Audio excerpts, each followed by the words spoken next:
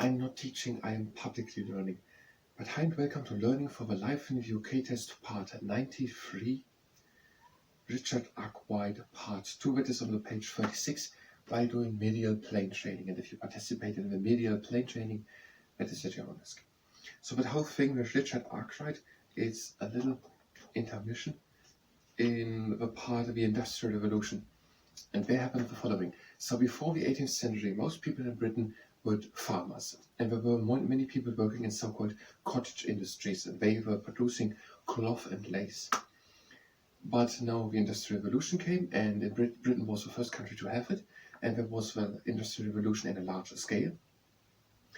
And the development of machinery and the usage of steam power made it possible, this Industrial Revolution, and the productivity and efficiency was augmented, and there was something about agriculture, I think. Agriculture and manufacturing of goods became mechanized. So the manufacturing of goods and also the agriculture, so the farming, became mechanized, so done with machines. And coal and a lot of other raw materials were needed for the factories. Many people left the countryside and went into the towns and worked in mining and manufacturing industries.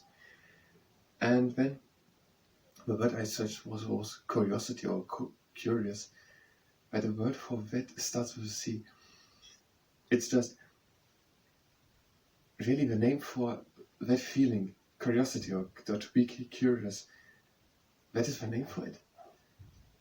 It's always, why does it start with a C? And that is the name. It's something where, without any particular reasons, children are famous for. Why is that the name for such a universal feeling? Such a natural feeling inside of humans, starting with a C and such a complex word. Curious. My theory is that it's from Norman French or something. So, and the development of a Bessemer process for the mass production of steel led to the development of the shipbuilding industry and railway. So, the mass production of ships and the railways. These are not. Are this the trains or are this the tracks for railways? And manufacturing jobs became now the main source of employment. So most people were no longer working in farming, but now through the Industrial Revolution in manufacturing jobs. So in manufacturing jobs. Now our curiosity to the Bessemer process is not stilled. But we have something about Richard Arkwright. So Richard Arkwright, we have part 2, was born in 1732. Until 1792 did he lived. And he was a barber. He made wigs. He made wigs and know how to dye hair. And he improved the carding process. Let's read that again, because we are not able to build the carding process after we have written it. We are not able to do what Richard Arkwright did with a carding machine after we have read it. Carding is the process of preparing fibers for spinning into yarn and fabric. And that is what he improved. He improved the original carding machine. So there was a carding machine. It maybe looked something like that. And that is now the one by Richard Arkwright. So that is the improvement. Now what did he improve? Because in a way we want to have a carding machine, and now we want to improve it in the way as Richard Arkwright did it. We don't know it. We are asked for how Arkwright made the textile industry more efficient. Now, how did he do it? What screws did he change? He also developed... Okay, we're reading one.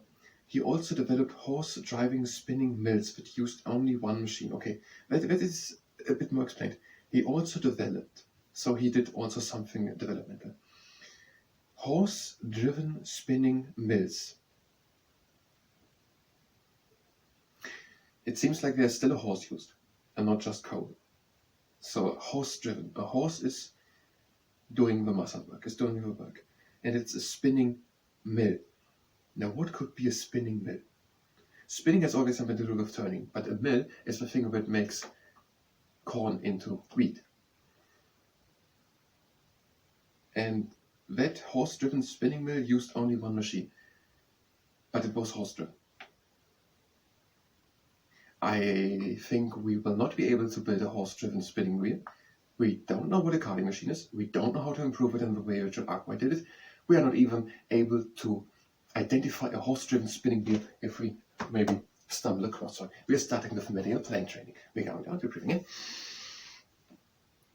and out, and again in and out, again in and out. And last round, breathe in and out. Breathe in and close the legs.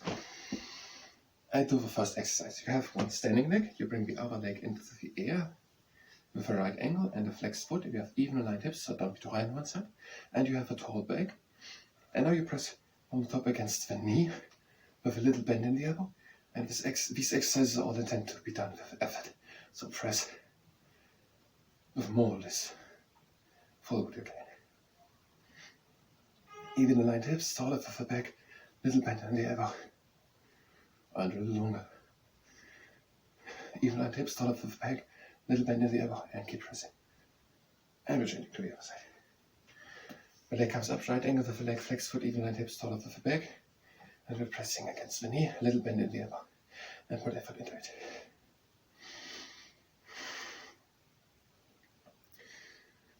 Even aligned hips, taller with the back, little bend in the elbow, and put effort into it.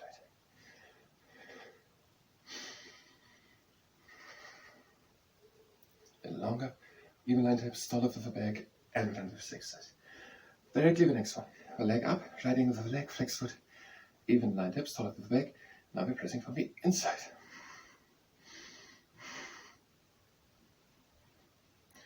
Even aligned hips, taller with the back, little bend in the elbow, put effort into it.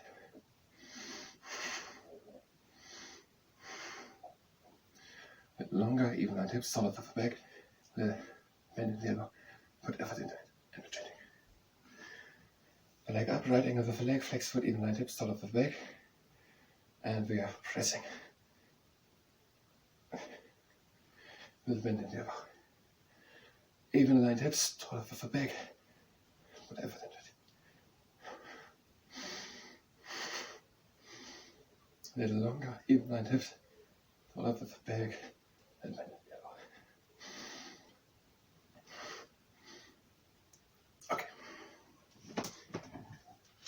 So Richard Arkwright, he improved the carding machine and he developed horse-driven spinning mills that used only one machine.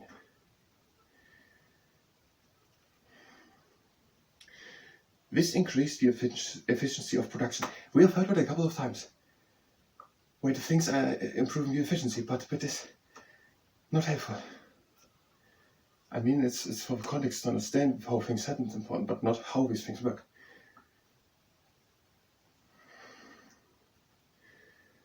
This increased the efficiency of production. Later he used the steam engine to power machinery.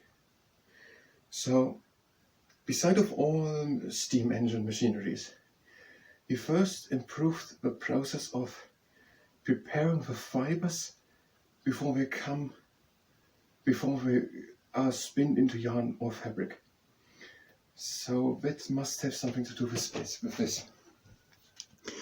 The way these yarns or fibers or what this are coming out here. So he improved how we are coming out so that many at the same time can do it. And he also developed horse-driven spinning mills. It would be also easier to remember it if we would know how it looked like. What is a carding machine? That is a carding machine, but what is it? What does the name mean? Anything. It spins yarn, it spins fabric into yarn and textiles, or into fabric. Okay. Arkwright is particularly remembered for the efficient and profitable way that he ran his factories. That's in a way to say another time he was efficient and the productivity started. But it's a little bit different here to run his factories. So,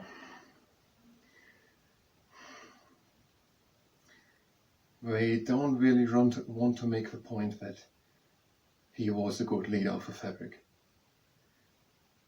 They don't want to talk with you had an efficient firm or factory running. They want to make the point that his machineries were working effective and profitable, and that the whole process of this industrial revolution of using machinery, that is the point we want to make. We don't want to speak about just some person. Hey, we're just right now talking about Richard Arkwright. Let's make the point that he had a successful firm. They are not talking about that right now, I think.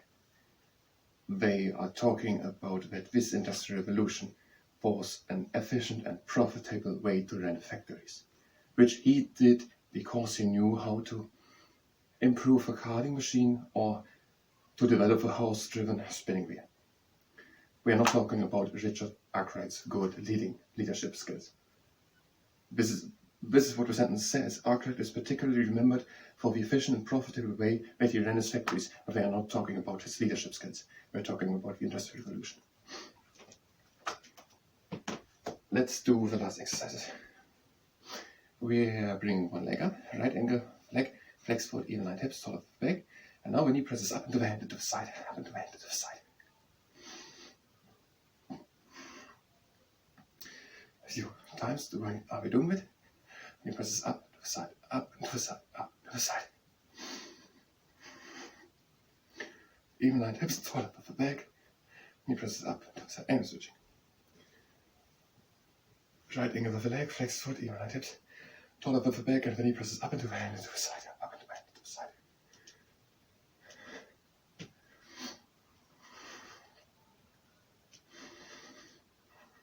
And knee presses up into the side, taller of the back, even aligned hips.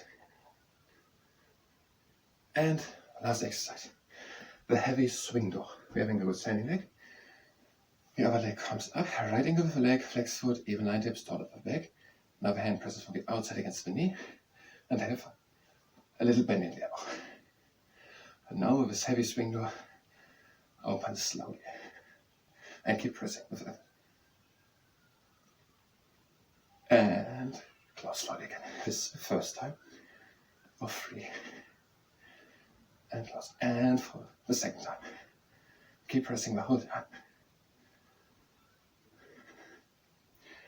And close again. Now when we're making the try, maybe the heavy swing door goes easier when we're trying it a third time. No, it does not. We are still pressing.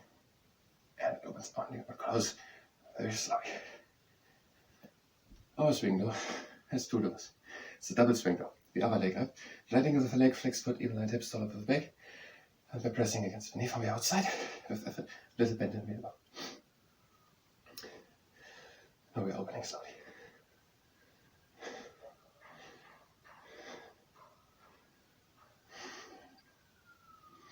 And we're closing again slowly.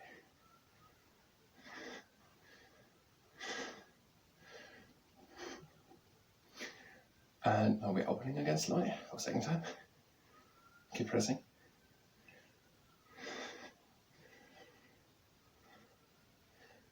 And we're closing again slowly. Turn up with the back, even line hips, little bend in the elbow. And a third time.